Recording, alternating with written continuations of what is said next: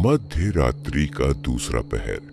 लगभग 24 साल का नौजवान तांत्रिक शिवाजी भावे वीरान पड़े प्रभाकर निवास को घूर रहा था।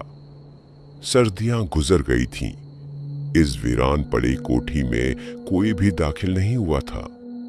अजीब सी मनहूसियत भरा सन्नाटा पसरा था वहां। शिवाजी भावे कुछ देर उस कोठी को घूरता रहा। फिर उसने अपने हाथ की मुट्ठियां भींचते हुए खुद से कहा, मैं आज उस मनहूस कमला की प्रेत आत्मा को मुक्त करके ही रहूंगा, प्रण करता हूं। इतना बोलते हुए शिवाजी प्रभाकर निवास की ओर मंत्र जाप करते हुए बढ़ने लगे। ओम त्र्यंबकम यजामहे सुगंधिम पुष्टिवर्धनम उर्वारुकमेव बंदनान मृत्योर्मोक्षीय मामृतात्।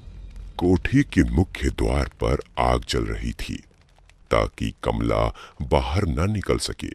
शिवाजी ने उस आग को बुझाया और अंदर दाखिल हुआ। अंदर दाखिल होते ही शिवाजी को एक तीव्र नकारात्मक ऊर्जा का एहसास हुआ। पूरी कोठी में गहरा अंधेरा था, फिर भी वो आगे बढ़ता जा रहा था। शिवाजी मन ही मन मंत्र जाप कर रहा था। उस भयानक कोठी में उसे कमला के पायल और उसके हंसने की आवाज सुनाई दे रही थी।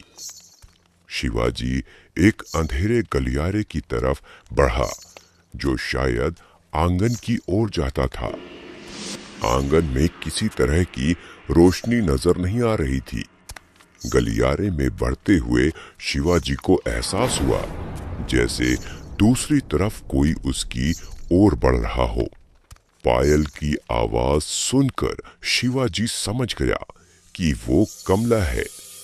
जब तक वो पीछे जाकर कहीं छिपने की जगह खोजता, तब तक कमला गलियारे के सामने आ चुकी थी। उफ, कितनी खौफनाक नजर आ रही थी वो। बेढंग तरीके से पहनी हुई साड़ी, मांग में फैला हुआ सिंदूर, उजड़े बाल और भयानक चेहरा। फिर उसने हंसते हुए कहा,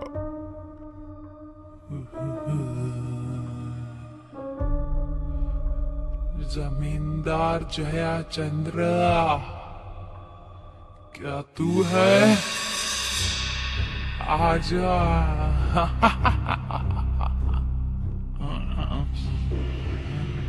वर्षों बीत गए मनुष्य का मांस खाए हुए। आजा, आजा, मेरी भूख मिटा दे। शिवाजी की हृदय गति जरूरत से ज्यादा तेज हो गई थी।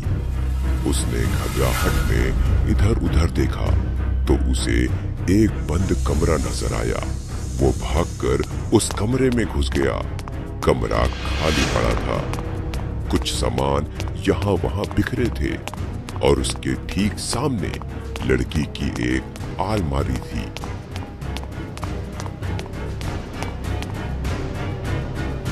वो डरा हुआ अलमारी के एक सुराख से बाहर देख रहा था।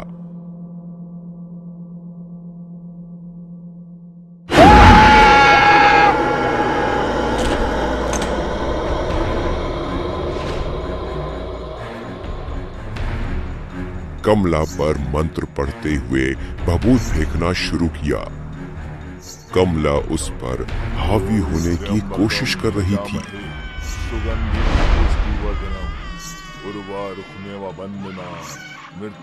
कुछ ही देर में शिवाजी को एहसास हो गया कि वो कमला को नहीं हरा पाएगा। कमला उसे मारकर खा जाना चाहती थी। उसने शिवाजी को जमीन पर पटक दिया। शिवाजी के चेहरे पर कमला के नाखूनों के कई घाव उभर आए थे जिनसे खून निकल रहा था। आखिरकार कोई रास्ता ना पाकर शिवाजी ने मंत्र पढ़ते हुए ढेर सारा बभूत उसकी आंखों में झोंक दिया और बाहर की तरफ भागा। बाहर निकलकर शिवाजी ने उस कोठी का दरवाजा बंद कर दिया और फिर वहां से भागता हुआ अंधेरे में कहीं गुम हो गया। रात्रि का तीसरा पहर। गंगा जी के तट पर बना एक सुनसान शमशान घाट, जहां जलती हुई चिता के सामने एक तांत्रिक आंखें बंद करके साधना में लीन था। उसके सामने शिवाजी भावे घायल अवस्था में बैठा हुआ था। फिर शिवाजी ने उस तांत्रिक से कहा, गुरुजी, कुछ तो बोलिए। ये तीसरी बार है जब मैं कमला की प्रेत आत्मा से हार गया। अघोरी मठ में मेरा चयन तब तक नहीं हो सकता जब तक मैं किसी शक्तिशाली प्रेत आत्मा को मुक्ति न दिला दूं। मुझे कमला की मुक्ति का मार्ग बताइए गुरुजी। उस तांत्रिक ने अपनी आंखें खोली और कहा, किसी भी प्रेत आत्मा से लड़ने के लिए सबसे पहले उसके विषय में पूरी जानकारी होना अति आवश्यक है। बिना ज्ञान कमला को हरा पाना असंभव है। फिर शिवाजी को गुरुजी ने कमला का इतिहास बताना शुरू किया। बात है सन 1945 की। तब भारत में जमींदार हुआ करते थे और उन्हीं जमींदारों में से एक थे पूर्वी भारत के लोकप्रिय जमींदार जयचंद्र प्रभाकर, जिनका एक ही पुत्र था, किशोर चंद्र प्रभाकर।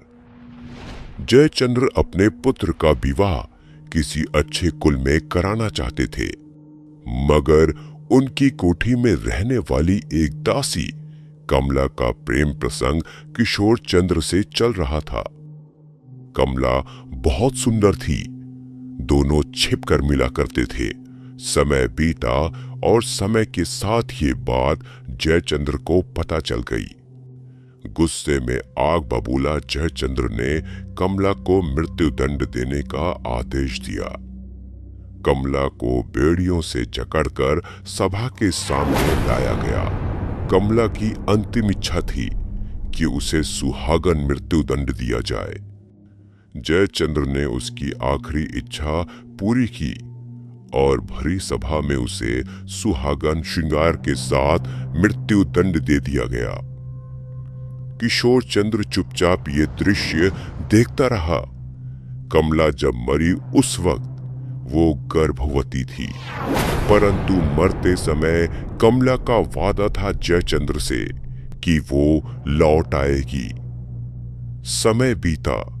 किशोर चंद्र का विवाह सरस्वती से हुआ, मगर जैसा कमला ने कहा था वो लौट आएगी, वो सत्य साबित होने लगा। सरस्वती बीमार रहने लगी। धीरे धीरे उसे दौरे पड़ने शुरू हो गए और आखिरकार कमला ने सरस्वती के शरीर पर कब्जा कर लिया। जयचंद्र ने कई सारे तांत्रिकों की मदद ली, मगर कोई भी कमला जैसी जिद्दी आत्मा को सरस्वती के शरीर से नहीं निकाल सका। और फिर एक दिन जिसका डर था वही हुआ। कमला ने सबसे पहले अपने पति किशोर चंद्र, फिर एक एक करके परिवार के सभी सदस्यों को मार दिया और उनके मांस से अपने भूख की तृप्ति की। तब से वो घर श्रापित हो गया। वो उस घर से बाहर भी नहीं निकल सकती और किसी को वहां रहने भी नहीं दे सकती। शिवाजी ने तांत्रिक से कमला की पूरी कहानी सुनने के बाद कहा, परंतु गुरुजी, कमला को उस घर से मुक्ति देने का कोई तो मार्ग होगा। मार्ग है। कमला पर काबू पाने के लिए कुछ तांत्रिकों ने मंत्र से अभिमंत्रित वस्तुएं इकट्ठा करके एक हवन करने की कोशिश की थी, मगर उन सारी वस्तुओं द्वारा हवन किया जाता और उसकी मुक्ति होती, उसके पहले ही कमला ने उन सभी तांत्रिकों को छल से मार दिया। शिवाजी ने फिर सवाल किया कि वो वस्तुएं उसे मिल सकती हैं, जिस पर तांत्रिक ने उसे बताया वो वस्तुएं उसी घर में है, मगर कमला ने उन्हें छिपा दिया है। वो हवन कुंड आज भी जल रहा है। उन वस्तुओं को खोजकर पूरी विधि विधान से अगर कोई उस घर में हवन करे तो कमला को मुक्ति मिल जाएगी। शिवाजी समझ गया कि आखिर कमला को कैसे मुक्त किया जा सकता था। उसने अपने गुरुजी को प्रणाम किया और एक बार फिर चल पड़ा प्रभाकर निवास की तरफ। उस अंधेरी कोठी में भटकता हुआ शिवाजी लगातार मंत्र जाप करते हुए उन पूजा सामग्रियों को खोज रहा था। ओम त्र्यंबकम यजामहे सुगंधिम पुष्टि वर्धनम उर्वारुकमेव वंदना मृत्योर्मोक्ष्ये मामृता। एक पुरानी हनुमान चालीसा, गंगा जल की एक शीशी, ये दो चीजें शिवाजी को मिल चुकी थी। वो अगली पूजा सामग्री की तलाश में था।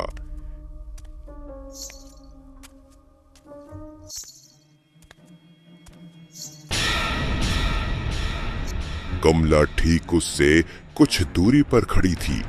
शिवाजी भाग पाता कि तब तक एक कुर्सी हवा में उड़ती हुई आई और शिवाजी से टकरा गई। शिवाजी जमीन पर गिर गया। उसे गहरी चोटें आईं। वो वहां से भागता हुआ एक कमरे में छिप गया, मगर कमला उसका लगातार पीछा कर रही थी। आखिरकार शिवाजी ने हवन की सारी सामग्री इकट्ठा कर ली। अब वो उस कोठी के आंगन में था जहां हवन कुंड जल रहा था। शिवाजी मंत्रोच्चार के साथ हवन कुंड में हवन सामग्री डालता जा रहा था। उसे कोठी के अंदर से कमला की कहारने की आवाजें सुनाई दे रही थी। मत कर, बंद कर दे ये क्रिया, बंद कर दे। कुछ देर तक ये क्रिया चलती रही। तभी अचानक एक कमरे का दरवाजा तोड़कर कमला बाहर आ गई। उसके पूरे शरीर में आग की लपटें जल रही थी।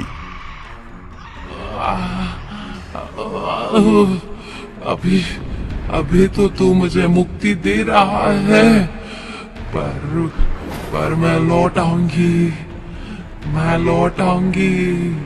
कमला लौट आएगी रे।